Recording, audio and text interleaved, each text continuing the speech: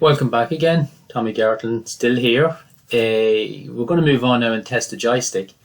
Before I do that, I just want to point out, before I forget, just the programs that I teach on here in electronics. So even though I'm writing software here and testing software, the software is for embedded systems, it's for microcontrollers, so that's really very much an electronic engineer's capability to do that.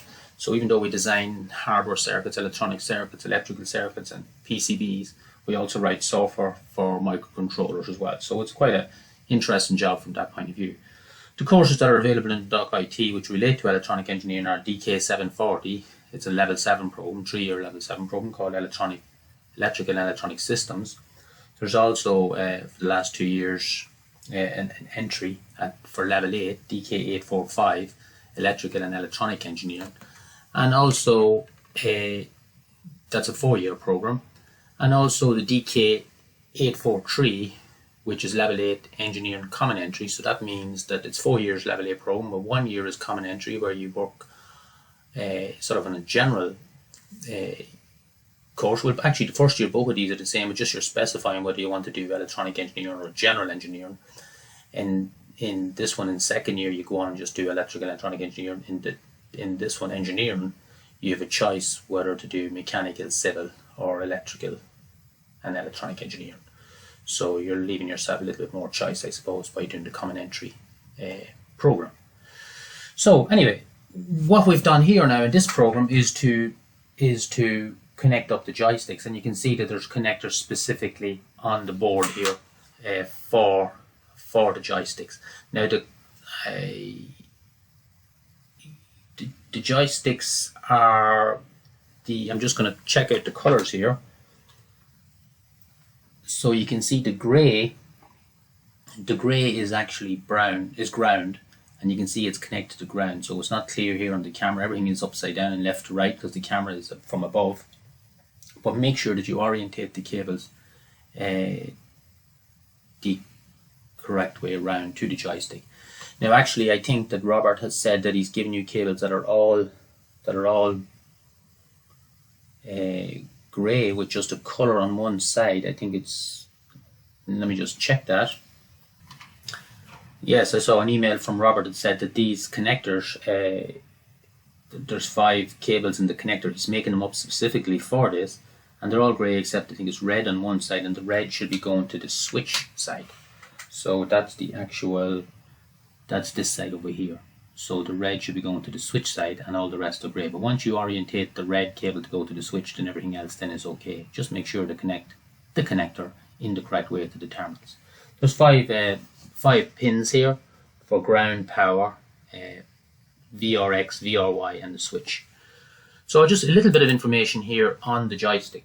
The joystick, you can see, can move left, right and up, down, if you like. So in the X direction, left, right, and up and down in the Y direction. And there's also a button which we're not using that can be activated by just pushing the joystick down. When the joystick moves in the X direction, it effectively changes a resistance. So we just basically have a wiper that's changing a resistance internally in the joystick, and this changes the voltage out on the X direction on that out VRX signal. This voltage could be any value between 0 and 5 volts. So this is not a digital output then. It's because it's not just 0 volts or 5 volts. It could be any voltage between 0 and 5 volts. So maybe you've done a little bit on voltage dividers and resistors and that in the junior cert. I'm not sure, but the voltage could be any value between 0 and 5 volts. And that's similarly for the Y output from the joysticks, which when you move the joystick in the vertical direction, you also have a voltage out between 0 and 5 volts, depending on the position of the joystick in the Y direction. And therefore then we have 5 wires, 0 volts, 5 volts to power it up, and then VRX, VRY and the switch output. The switch output will be either 0 volts or 5 volts because it's a digital output, but we're not using that. The 0 and the 5 volts are just there to power up the joystick, but the VRX and the VRY are the 2 signals that are voltage out depending on the position of the actual joystick. Okay, these VRX, VRY signals are connected to the PCB, as you see, with the connectors, and then they go through the PCB to analog inputs on the Arduino Uno. So we've specifically connected these pins to particular analog inputs on the Arduino Uno. Now an analog input converts the voltage internally from 0 volts and 5 volts, converts it to a number between 0 and 1023. And this is done by something called the analog to digital converter, which is a block of hardware electronics inside in the microcontroller. So 0 volts translates to 0, 5 volts translates to 1023, and to calculate what a voltage between 0 and 5 volts corresponds to, you can use this formula, just 5, the voltage, whatever the voltage is, say 2 volts, 3 volts, divided by 5, multiplied by 1023. So it's just a ratio of 1023.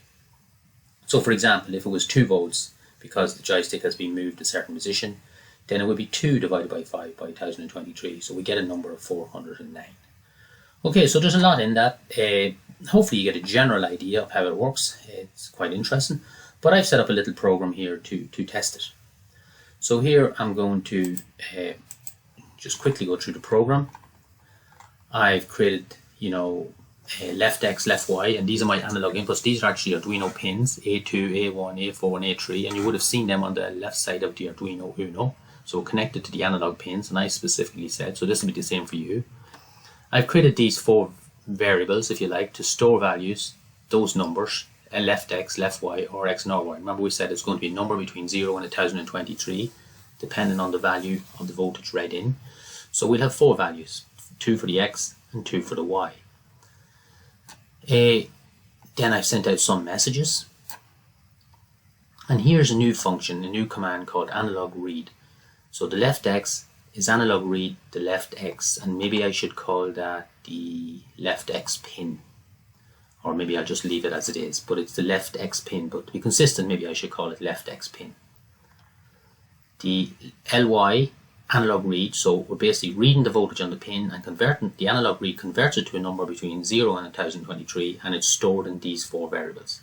So it's very, very simple to do this in Arduino Uno, I suppose, and that's what makes Arduino Uno so nice to use and so quick to get things working with. Now,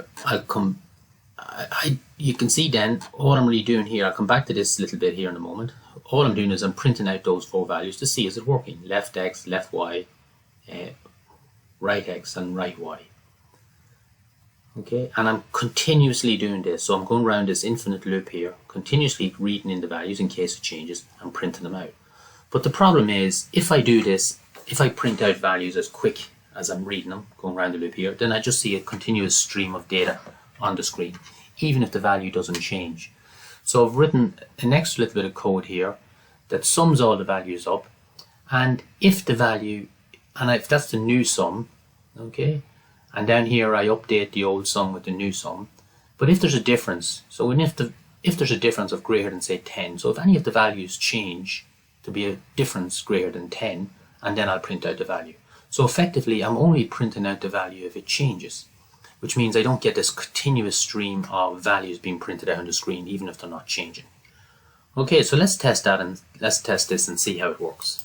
So we upload the program, switch on the serial monitor, and you can see I get all my initial messages, and now you can see left X, left Y, right X and right Y are all in and around 512. So the number is going to be between 0 and 1023 each value, but I'm not moving the joystick, so they're all pretty much in the center. Okay, they're not completely calibrated to 512, but they're close enough. Doesn't really matter. What matters is that we're able to determine if we move the joystick left or right. So say I take the, I'm just going to go over here and show my camera as well. And I'll try and show my serial monitor at the same time. And I suppose it's upside down, so I'm trying to get it on the screen here. So this is left, and you can see if I move it, something changes. So if I push it one way to the left, you can see left X value now is 1023. So this is the left joystick, and I'm pushing it in the horizontal direction. So it's 1023. If I push it the other way, now left X is 0. And notice as well, as long as I'm holding it steady, it doesn't keep printing it out, but if I move it a little bit, it does print it out. So that's the beauty of the program, I suppose, that I only print out the values if they change. If I go left Y and push it up, you can see up, it goes to 0, and if I pull it down, it goes to 1023, and now it's back to center. The same with the right. If I go left, if I go right X, you can see it gone to 1023. Right X go the other way, goes to 0. Right Y go up, goes to 0. Right Y down, goes to 1023. So you can see the joysticks all seem to be working perfectly here. So that's good news. So now we're on to eventually the final stage, which is putting it all together and to control our robot arm, hopefully with the 2 joysticks. So we'll see you soon in the next video. Bye now, and the very last video, by the way. Okay, so tune in. See you soon. Bye now.